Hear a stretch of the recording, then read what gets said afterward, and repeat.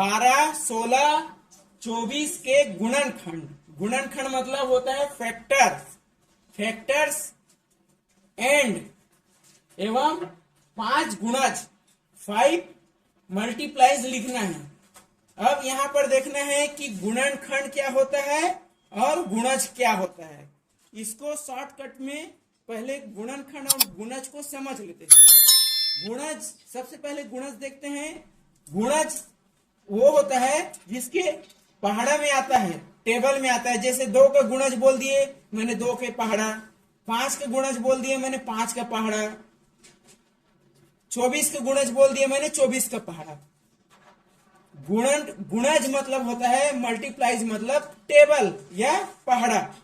ठीक, अब इसमें एक चीज ध्यान रखना, जो भी गुणज रहेगा, गुणज हमेशा जो अंक दिए रहेगा, जैसे हमें 6 बोला है, 6 का गुणज लिखो करके, तो कोई भी कंडीशन में गुणज 6 से छोटा नहीं होगा।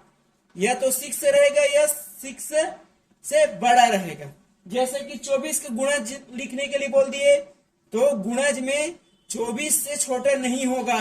24 से बड़ा हो सकता है गुणज, लेकिन 24 से छोटा नहीं हो सकता। ये चीज ध्यान देना है। सेकेंड, गुणनखंड में ये देखेंगे, गुणनखंड किसको बोलेंगे? गुणनखंड उसको बोलेंगे जैसे कि 16 है, 16 में कौन कौन डिवाइड हो सकता है, किसको किसको किससे किससे डिवाइड कर सकते हैं वो देखेंगे। और ये दूसरे शब्द में देखेंगे तो गुणनखंड अगर 16 का निकालना है तो 16 से बड़ा नहीं हो सकता, अधिकतम 16 हो सकता है, 16 से बड़ा नहीं हो सकता। अगर 6 का देखेंगे, 6 का देखेंगे तो 6 से बड़ा नहीं हो सकता। गुणज जो है 6 से बड़ा नहीं हो सकता। तो एक लाइन में ये समझ सकते हैं, गुणनखंड मतलब जो संख्या दिया है उससे छोटा रहेगा या उसके बराबर, और गुणज मतलब उसके बराबर या उससे बड़ा। ये 2 चीज ध्यान देना है। गुणनखंड मतलब या तो बराबर या छोटा, और गुणज मतलब या तो बराबर या बड़ा। अब यहाँ पर देखेंगे गुणनखंड में भी एक और गुणनखंड होता है प्राइम फैक्टर, मतलब अभाज्य गुणनखंड। उसको अभी लिखे नहीं है यहाँ पर। प्राइम फैक्टर उसको बोलेंगे जो प्राइम नंबर हो, जो भी रहेगा। जैसे कि 6 का निकालेंगे तो 6 का अभाज्य गुणनखंड निकालने के लिए बोल दिए, मतलब 6 का प्राइम फैक्टर बोल दिए। तो क्या करोगे, जो प्राइम नंबर आता है उस 6 के गुणनखंड में, मतलब फैक्टर्स में प्राइम नंबर जो आता है उसी को बस लिखेंगे, उसको अभाज्य गुणनखंड बोलेंगे। अब यहाँ पर एक और ऑप्शन आता है उभयनिष्ठ गुणनखंड। उभयनिष्ठ का मतलब होता है कॉमन। उभयनिष्ठ को सर्वनिष्ठ भी बोलते हैं। यहाँ पर लिखे हैं सर्वनिष्ठ, ये सर्वनिष्ठ लिखे हैं। उभयनिष्ठ को सर्वनिष्ठ भी बोलते हैं और इंग्लिश में बोलते हैं कॉमन। कॉमन मतलब जो सब में हो उसको कॉमन बोलते हैं। तो यहाँ पर सब को देखेंगे कैसे कैसे बनाना है। एग्जाम्पल के लिए ये जो चैप्टर है वो गुणज और गुणनखंड, मतलब जो मल्टीप्लाइज और फैक्टर है, ये फैक्टर मल्टीप्लाइज उसका चैप्टर है। इस क्वेश्चन के द्वारा आप 80% क्वेश्चन को कवर कर सकते हो, क्योंकि इसी से बनेगा। हमारे तो YouTube चैनल RN एजुकेशन को सब्सक्राइब, लाइक, शेयर करें। 6 का गुणनखंड देखेंगे तो गुणनखंड निकालने के लिए सबसे पहले 1 आएगा ही, सब में ये कॉमन है। तो सबसे पहले 1 लिख लेते हैं। उसके बाद देखेंगे जो 6 है वो 2 के पहाड़ा में भी आता है, 2 से मल्टीप्लाइज हो जाता है, 2 के टेबल में भी आता है। तो 2 3 6 या 2 3 2 के टेबल में आता है, 2 पहाड़ा में। उसके बाद ये जो 6 है वो किस में आता है, 3 में भी आता है। 3 दूनी 6, 3 दूनी 3 2 जा। उसके बाद सीधा 6 ही आएगा, ये 6। ये हो गया 6 का गुणनखंड। अब आगे देखेंगे 8 का गुणनखंड। तो सबसे पहले 1 आएगा ही, 1 सभी में कॉमन है, आएगा ही।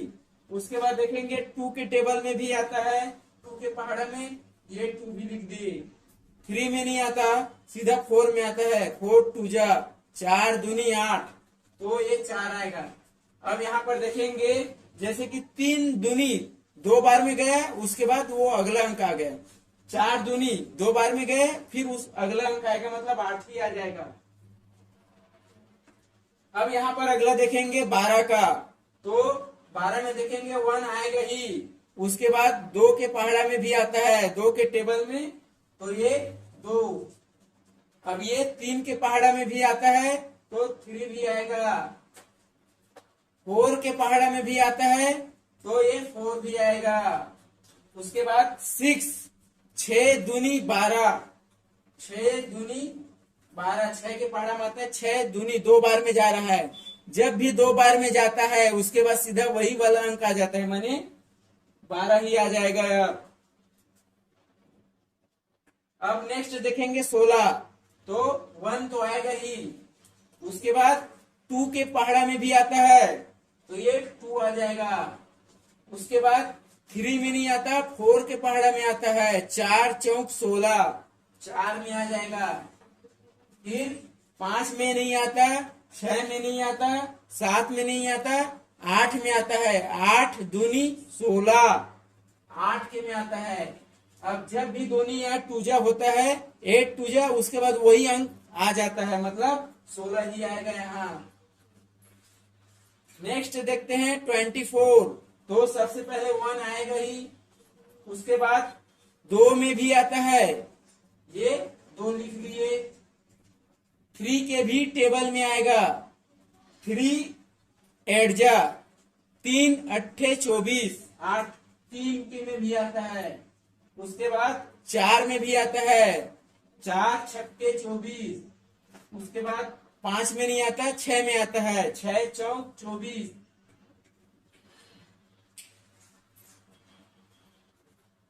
6 में आएगा। 6 चौक 24, 6 में आता है। उसके बाद 8 में आता है। 8 में 8 दिया 24। 8 के बाद आपका 12 में आ जाएगा 12, 12 दूनी 24। जैसे 12 टूजा 24, टूजा आता है दूनी 2 बार में, उसके बाद सीधा वही वाला संख्या आ जाएगा, सीधा 24 ही आ जाएगा। अब ये तो हो गया गुणनखंड। अब गुणज को देखेंगे मल्टीप्लाइज। मल्टीप्लाइज मतलब उसका टेबल।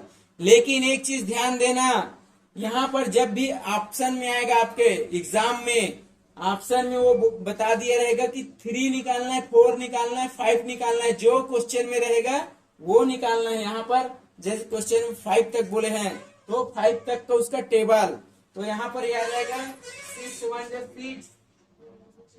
6 का देखेंगे, 6 एकम 6, 6 दूनी 12, 6 3 18, 6 चौक 24, 6 पंचे 30। 6 1 6, 6 2 12, 6 3 18, 6 4 24 और 6 5 30।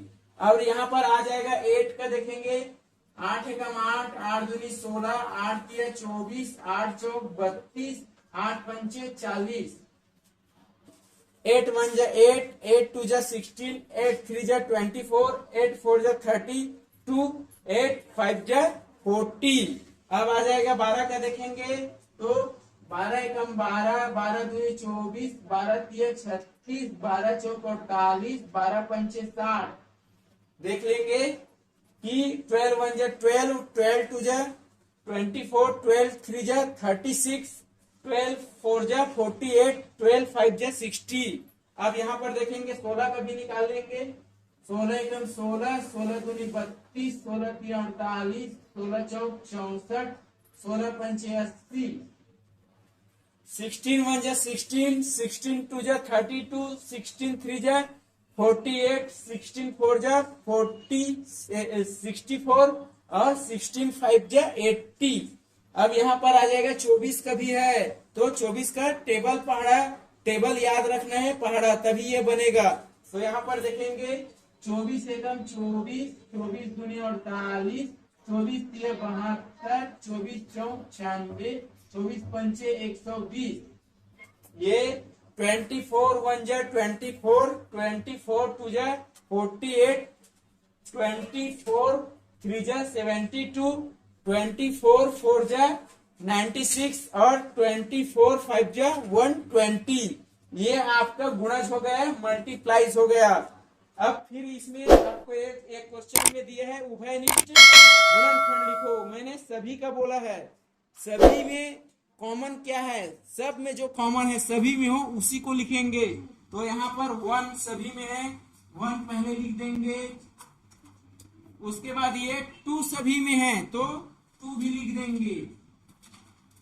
अब 3 देखेंगे तो यहाँ नहीं है, सभी में इधर भी नहीं है, मतलब कोई भी एक में अगर ना हो तो उसको लिखेंगे ही नहीं। 4 देखेंगे, 4 इसमें नहीं है, इसमें है, उसको भी नहीं लिखेंगे।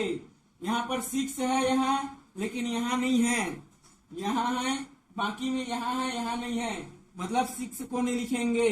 तो इसमें कॉमन देख लेंगे, कॉमन है इसमें सिर्फ 1 और 2। अगर क्वेश्चन में अगर ऑप्शन दे दिया कि इनमें से उभयनिष्ठ या सर्वनिष्ठ भी बोलते हैं उसी को, गुणनखंड लिखिए तो 1 और 2 बस आएगा। अब यहाँ देखेंगे इसमें सभी का गुणज लिखेंगे, मल्टीप्लाइज। उभयनिष्ठ मतलब जो सब में हो, कॉमन हो। यहाँ पर देखेंगे 6 सभी में है क्या, 6 सभी में नहीं है तो नहीं आएगा। 12 सभी में है, इसमें 12 इसमें भी नहीं है, मतलब वो नहीं आएगा। 18 है क्या, ये 18 जो है इसमें भी नहीं है। उसके बाद 24, इसमें 24 है, इसमें 24 है, इसमें 24 है, लेकिन इसमें नहीं है, इसमें भी नहीं है। उसके बाद 30 क्या है, इसमें कहीं भी सर्वनिष्ठ गुणनफल मतलब ये कॉमन कोई कुछ भी नहीं है, तो इसमें कॉमन क्या आ जाएगा, 0 है ही नहीं, तो क्या लिखोगे, कॉमन 0। अब यहाँ पर जैसे देखेंगे ऑप्शन में, जैसे इसको देख लेंगे, क्वेश्चन कर दिए अभाज्य गुणनखंड लिखो। अभाज्य मतलब होता है प्राइम फैक्टर। प्राइम फैक्टर मैंने 6 का प्राइम फैक्टर बोल दिए, यहाँ पर जैसे बोल दिए 6 का अभाज्य।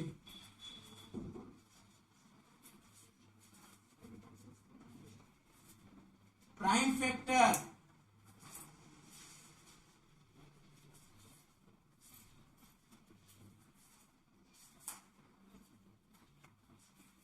जब भी प्राइम फैक्टर बोलेंगे तो ध्यान रखना सिर्फ प्राइम नंबर को ही लिखना है। जैसे कि 6 का प्राइम फैक्टर बोले हैं तो यहाँ पर आंसर में आपका क्या आएगा, सबसे पहले प्राइम फैक्टर में आता है सबसे छोटा प्राइम नंबर होता है 2, तो यहाँ पर ये 2 आएगा और 3 भी आएगा।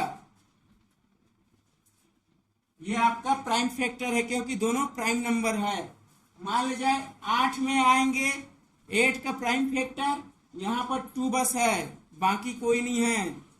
12 में प्राइम फैक्टर बोलेंगे तो 2 और 3 है, बाकी नहीं है।